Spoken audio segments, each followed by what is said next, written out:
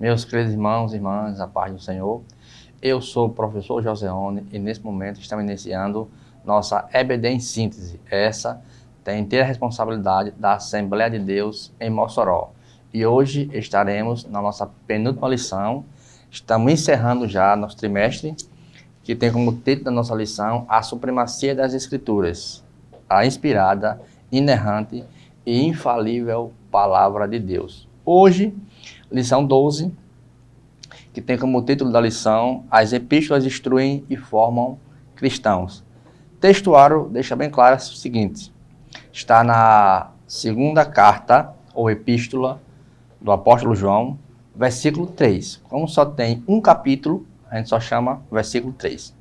A graça, a misericórdia da parte de Deus, Pai, e do Senhor Jesus Cristo, o Filho do Pai, sejam convosco na verdade e em amor. Verdade prática, que é a nossa síntese da nossa lição, diz o seguinte: as epístolas apresentam instruções vitais para a compreensão da doutrina cristã, bem como a formação dos cristãos. Então, observem, meus queridos irmãos, hoje a lição, vamos ter uma visão panorâmica das epístolas, elas, de modo geral, tanto as epístolas paulinas como as epístolas gerais. Lembrando que dos 27 livros do Novo Testamento, 21 são cartas ou epístolas. Vamos definir hoje sobre carta ou epístola. E deixar bem claro aos irmãos, aos professores, que nosso estudo ela é uma síntese de alguns comentários que fazemos para a lição. O professor tem inteira responsabilidade de ler a lição, de ler o livro de apoio, de buscar comentários para adquirir mais conhecimento. Porque hoje a visão panorâmica não irá dar tempo a gente adentrar algumas epístolas, iremos apenas falar um pouco de cada uma delas aqui, na medida que o tempo nos permitir. No textuário deixa bem claro que o apóstolo João ele já estava brigando pelos falsos mestres, ou seja, estava doutrinando acerca dos falsos mestres. Quando a gente lê o versículo do 10, 11 e o 12 e o versículo 13 da epístola de João, deixa bem claro que ele diz: se alguém vem ter convosco e não traz esta doutrina, não recebais em casa, nem tampouco o saudeis, porque quem vos sauda tem parte nas suas mais obras. Então, as epístolas, ela vai instruir a vida cristã em seus ensinamentos. Na lição de número 4, desse mesmo trimestre, nós vimos que as epístolas, elas já instruem pessoas ou grupo de pessoas ou até mesmo ao indivíduo, porque conhecer os ensinamentos revelados das epístolas é o aprimoramento e o amadurecimento da vida cristã. Então, nosso primeiro tópico diz o seguinte: como as epístolas paulinas nos instruem. Tópico 2 diz o seguinte: como as epístolas gerais formam cristão. E o tópico 3 diz o seguinte: as epístolas continuam a falar. Então a gente vamos ver detalhadamente algumas passagens bíblicas referente a algumas epístolas. E deixar bem claro que, no contexto do texto áureo, quando João ele fala sobre a verdade, aquela verdade ela está dizendo que a simplicidade do próprio Senhor Jesus Cristo de Nazaré.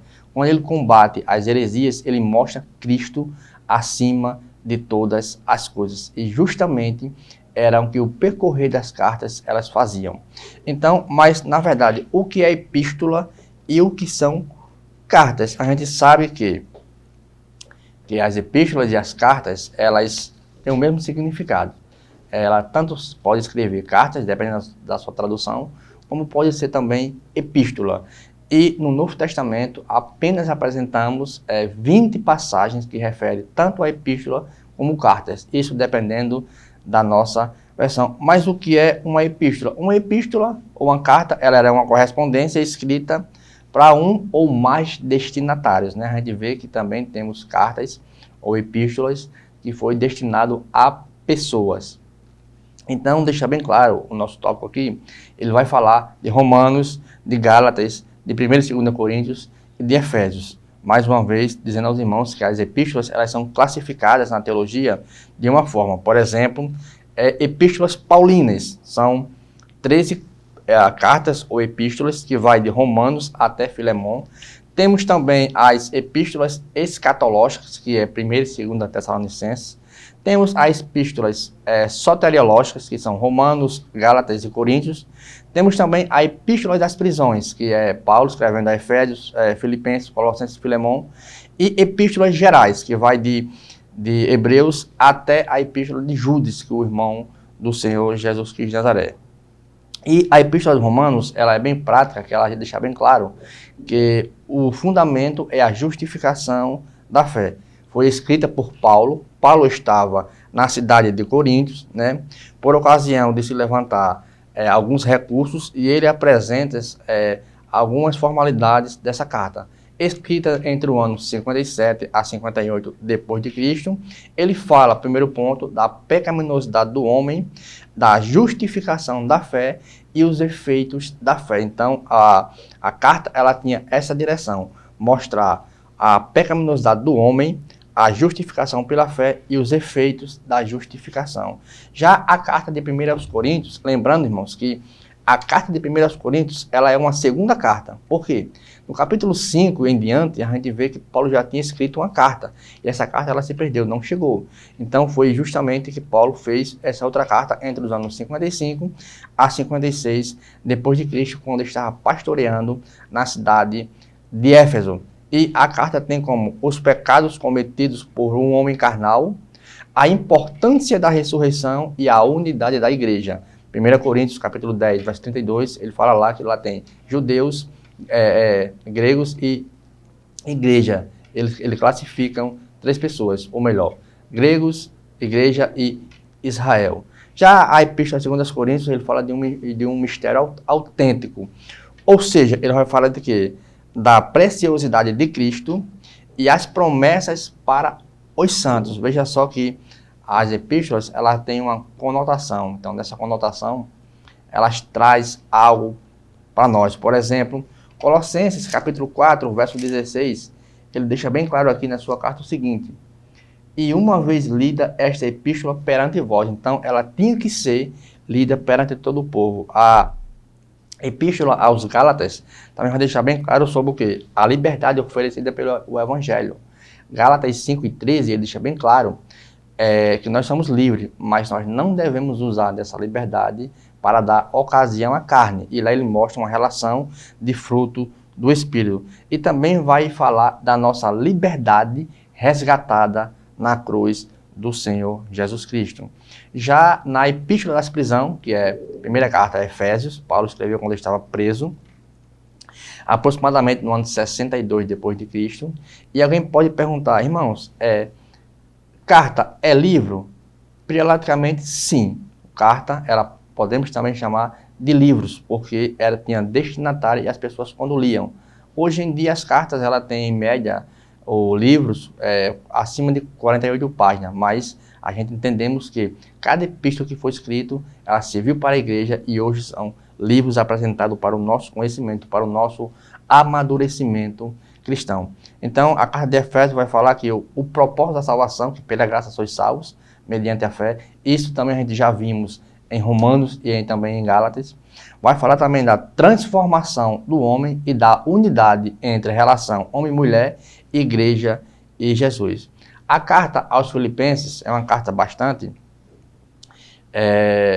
podemos dizer, de alegria. Paulo estava preso lá quando escreveu a Filipenses, e o mais interessante é que a alegria que Paulo tem em contagiar os irmãos. Ele diz, eu estou preso, mas a minha carta não está. Então, ele queria que os irmãos se alegrassem. Então, Paulo estava alegre, não por estar preso, mas porque os irmãos estavam entendendo aquilo que estava escrevendo. Então, veja a maravilha. Paulo preso, alegre. Então, por isso que chamamos de alegria cristã, é a carta aos Filipenses. Já a carta aos Colossenses, Paulo ele tem uma severa combate às heresias, né? A partir do capítulo 1 de Colossenses, a gente já vê Paulo falando da divindade de Cristo, fala sobre um Deus invisível. E já no versículo 13 do capítulo 1, eles já estavam negando aqui a divindade de Cristo. Então veja a quantidade de seita que foi lançada na igreja dos Colossos. Já no capítulo 2, versículo 8, ali tinha filosofias pagãs, que traduzia a forma humana. Já no capítulo 2, verso 16, tinha culto aos anjos. Versículo 18, já eram os judaizantes que estavam predominando naquele texto. Já no versículo 20 do capítulo 2 tem o ascetismo, ou seja, então uma gama de heresias o apóstolo Paulo ele combateu naquela hora, certo? Então temos também as epístolas pastorais, que não vai dar tempo, iremos para o segundo bloco agora, e não sai do seu lugar, que logo logo estaremos de volta em nome de Jesus.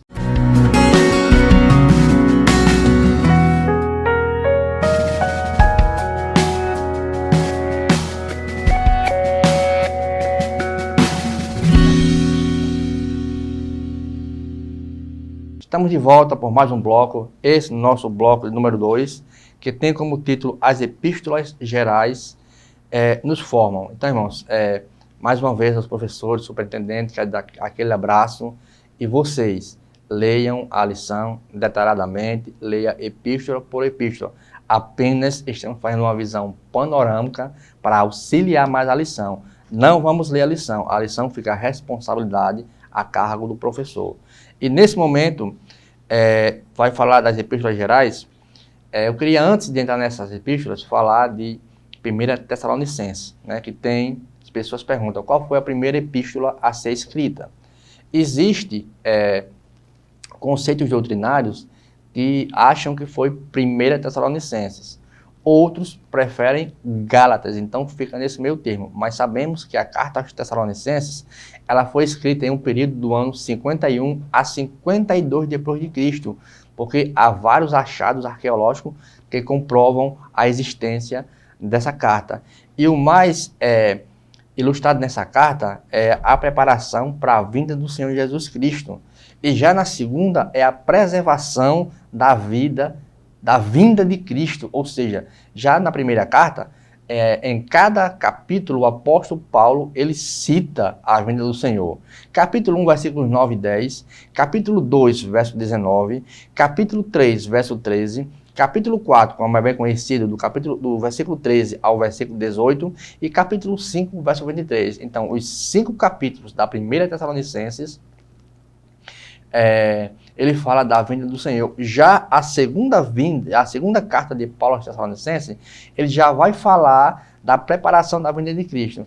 É tanto que ele fala lá sobre a vinda, o dia de Cristo, mas em alguma tradução diz o dia do Senhor, justamente se referindo ao período tribulacional, que é mais abordado nessa carta, porque irá falar da manifestação do anticristo.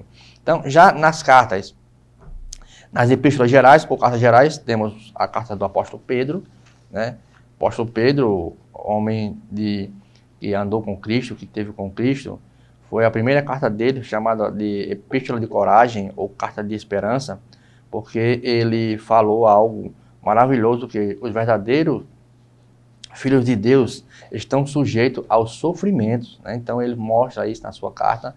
Ele deixou bem claro também, falou sobre o casamento, que irão conduzir à santidade, independentemente da situação em que tiverem que enfrentar. Então o apóstolo Paulo foi enfático nisso.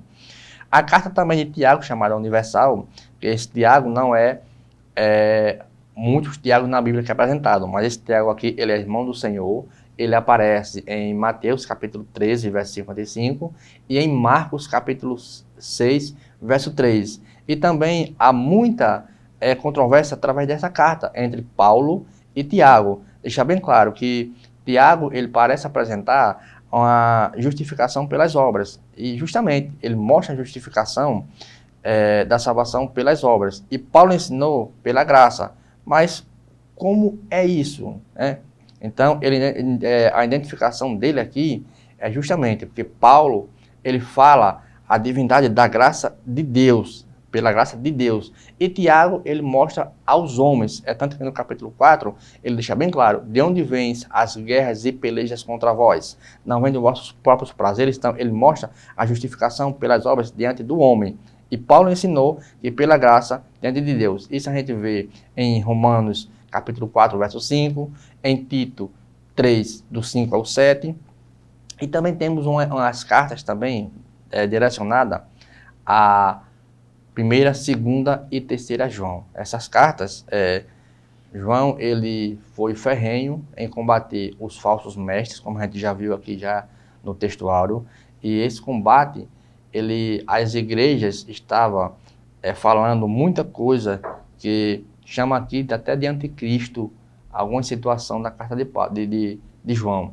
Então ele vai mostrar que ele define aqui, em um dos tópicos da carta de João, ele define que a vida cristã está empregada em termos constantes, evitando os meios termos entre luz e trevas. Ou seja, ele contrastou justamente isso, a questão da luz e a questão da treva. Visto que ele vai tratar de Cristo e ao mesmo tempo ele refuta a denominação das heresias.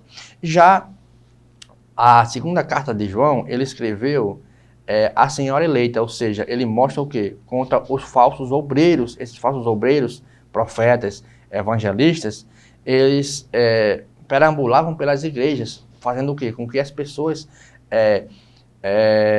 aceitassem os seus conceitos. Por isso que na segunda carta do texto áureo, ele diz, olha, se alguém vem ter convosco e não traz esta doutrina, além do que já foi posto, não recebais em casa, nem tão pouco saudeis, porque as pessoas estavam andando e levando aquilo que não condizia com a verdade, com o próprio Senhor Jesus Cristo de Nazaré.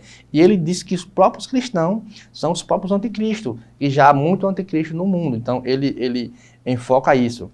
E já a terceira carta de João, ele escreve a Gaio, né, ele dá testemunho de Gaio, pela sua fiel hospitalidade, né, e a ajuda prestada aos fiéis. Então, cada carta, ela teve um endereço. Vamos voltar agora para a carta das prisões. Filemon é chamado de carta do amor. Como eu falei, não vai dar tempo a gente detalhar todas as cartas por questão de tempo, mas Filemon, por exemplo, Filemon, ele era crente, e o seu dono, Onésimo, também era crente. E Onésimo, Filemon, ele foge para Roma atrás de Paulo. E Paulo pede que Onésimo receba Filemon não como escravo, mas como irmão no Senhor. Ou seja, então isso mostra a garantia da fidelidade, do amor entre irmão para com irmão. Graças a Deus. E a epístola de Judas, o irmão do Senhor, vai tratar também de alguns ensinos sobre alguns cristãos que estavam empenhados sobre a ameaça também dos falsos mestres. Então, veja que o apóstolo Paulo, ele sempre foi um defensor das heresias. E não só Paulo, João também defendeu heresia. O apóstolo Judas também defendeu heresias. Judas aparece também em Mateus 13,55.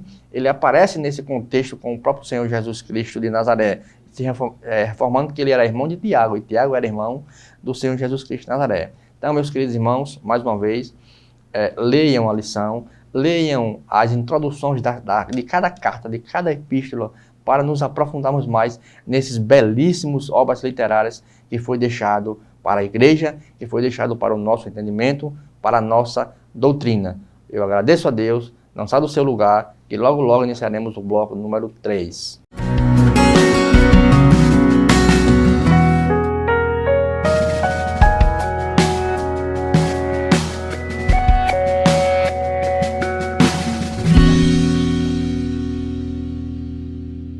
Estamos de volta para mais um bloco, agora nosso bloco 3, que tem como título As Epístolas Continuam a Falar.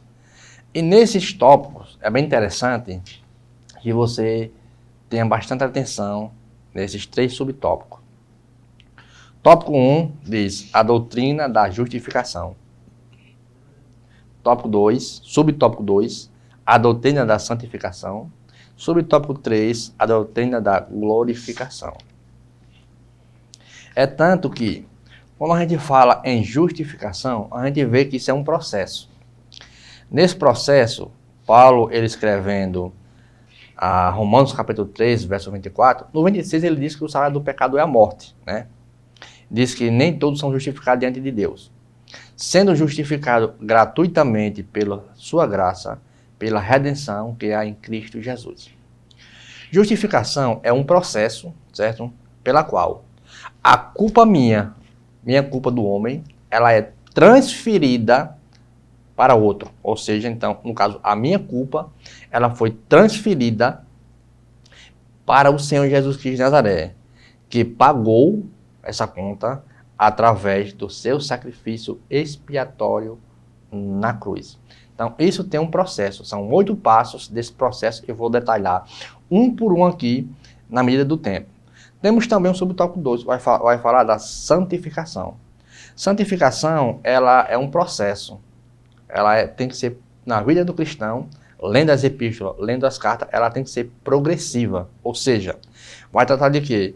Uma vida totalmente separada do pecado. Então, isso é um ato de santificação.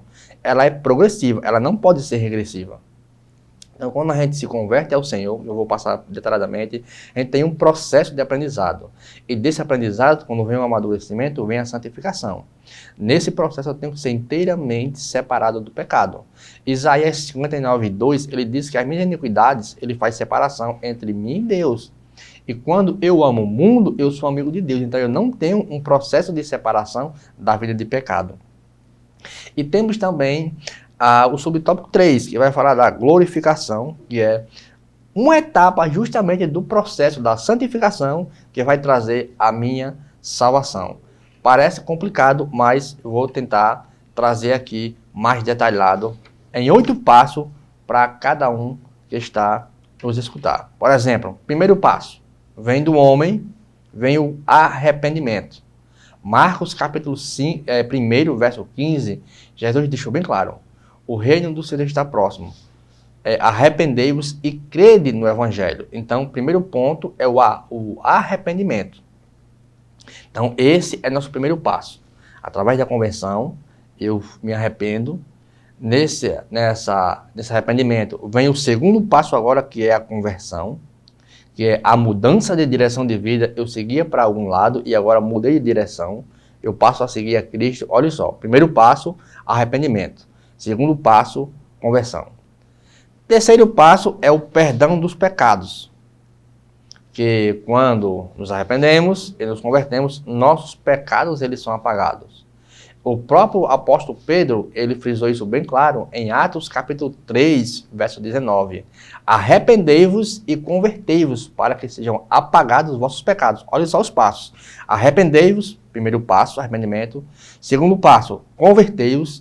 E terceiro passo, para que sejam apagados os vossos pecados. E isso a gente encontra em Atos 3,19. Então já temos 3 passos aí. Então, dentro desses 3 passos, arrependimento, conversão e perdão de pecados. E também a gente pode ter também o perdão de pecados lá em Atos capítulo 10, verso 43. Quarto passo é a regeneração ou novo nascimento. Isso a gente deixou bem claro e viu em João capítulo 3, que o homem ele tem que nascer de novo. Paulo também escrevendo a Coríntios 5,17, ele disse, se alguém está em Cristo Jesus, nova criatura é. Então eu tenho que mudar completamente o meu comportamento, a minha maneira de ser, de se vestir e de andar. Então é uma regra, isso é passo a passo. Quinto passo, após o meu novo nascimento, que é a regeneração, eu tenho a justificação. Ou seja, os meus pecados, ele foi transferido, como já vimos, para outro, ou seja, para o próprio Senhor Jesus Cristo de Nazaré.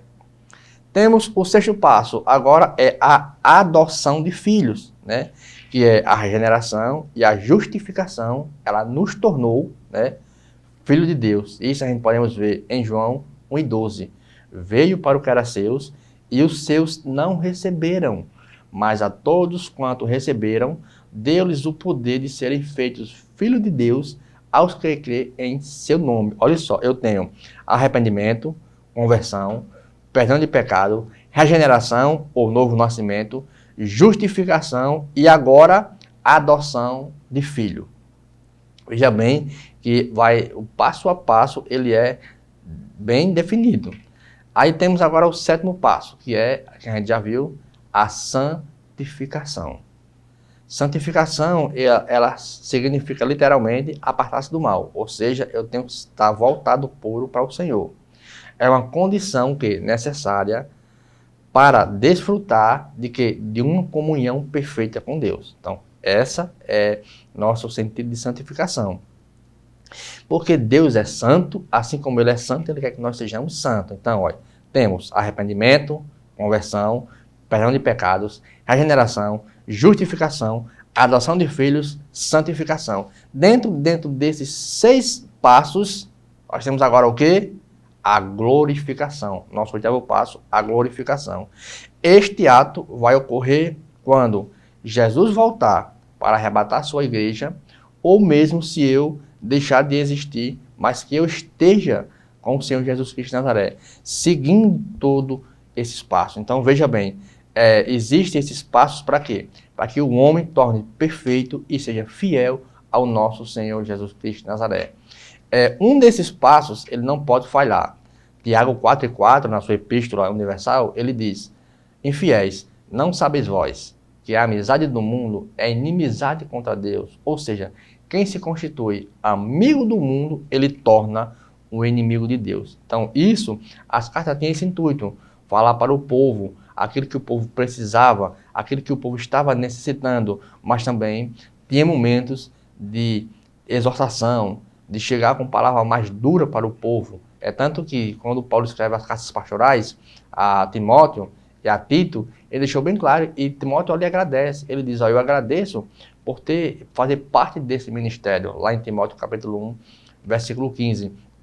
E justamente nessas epístolas pastorais, ele vai mostrar que toda a escritura ela é divinamente inspirada. Para quê? Corrigir, instruir, exortar. Então, tudo isso, as epístolas, ela tem esse empenho. Então, eu tenho que seguir esses 8 passos para que eu tenha uma vida verdadeiramente voltada para o Senhor Jesus Cristo de Nazaré. Então, como as epístolas, ela falou no passado, ela fala presente. Pelo quê? Pelos meus passos. Arrependimento, conversão, perdão de pecado, regeneração, justificação, adoção de filhos, santificação e glorificação. É interessante que esse ato de santificação, a gente também pode ver ele lá em Levítico, capítulo 20, versículos 7 e 8. Então, tem um ato lá também, onde era uma regra para as pessoas obedecerem. E no momento que eu tenho o meu arrependimento, que eu aceito ao Senhor Jesus Cristo de Nazaré, automaticamente, alguns passos desses eles já seguem. Quando eu me arrependo, eu já estou com o coração convertido, ou quase convertido, aceito a Jesus Cristo e os meus pecados eles são perdoados. Aí eu vou entrar em outro processo. Vou entrar em um processo de novo nascimento. Então, nesse novo nascimento, eu já sei aquilo que eu sou uma nova criatura. Então, agora eu passo a ser justo. Ou seja, eu não tenho mais aquele pecado. Aquele pecado, ele foi transferido para o Senhor Jesus Cristo de Nazaré. Então, as epístolas, elas são eminentemente livros doutrinários, divinamente inspirados, que representam quase 80% do cânon do Novo Testamento. Ou seja, por que doutrina? Porque para nos instruir, para nos ensinar. Então, esse é o propósito das cartas. Então, ao escrever essas epístolas, os autores, eles explicaram as grandes verdades a respeito de Jesus Cristo, de sua obra. Então, os autores, eles igualmente descreveram a relação entre os crentes e o próprio Senhor Jesus Cristo de Nazaré. Não deixe de nos acompanhar pelas mídias sociais, pelo nosso canal da TV AD Mossoró, canais 8 e 38, pelo canal do YouTube, nossa EBD em Síntese, e pela Rádio Libertadora 96.3. Obrigado pela sua paciência, sou grato por você estar aqui. Não esqueçam, leiam a lição, livro de apoio e alguns comentários para tratar dessa epístola. Apenas fizemos uma visão panorâmica para nosso entendimento, para compreendermos melhor carta ou epístola do Senhor Jesus Cristo de Nazaré. Que o Senhor Jesus nos abençoe, em nome do Pai, do Filho e do Espírito Santo. Obrigado e amém.